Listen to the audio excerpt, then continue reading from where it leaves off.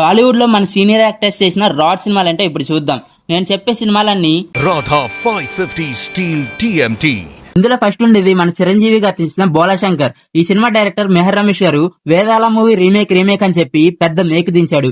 తర్వాత వెంకటేష్ గారు తీసిన షాడో మూవీ, ఇది కూడా మన మెహర్ రమేష్ గారు తీసిన కళాఖండమే.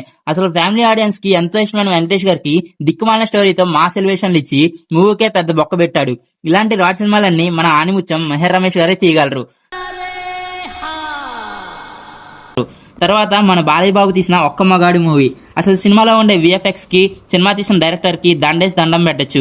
ఇంత గొప్ప రాడ్ సినిమా తీసింది ఎవరో కాదు, మన వైవిఎస్ చౌదరి గారే. ఇలాంటి విఎఫ్ఎక్స్ కేవలం ఈయనకు మాత్రమే సాధ్యం.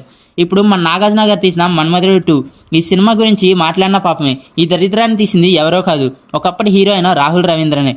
అసలు ఇలాంటి ఒక డ్రైనేజ్ మూవీ ఎలా తీయాలనిపించిందో ఏమో. ఈ సినిమాకి ఫ్యామిలీతో వెళ్ళిన వాళ్ళు స్క్రీన్ మీద రాళ్ళు విసినా తప్పులేదు. సినిమా అంటే చిన్నపిల్లలు చూసేలా, పెద్దవాళ్ళు మెచ్చుకునేలా, యూత్ చూసి ఇన్స్పైర్ అయ్యేలా ఉండాలి.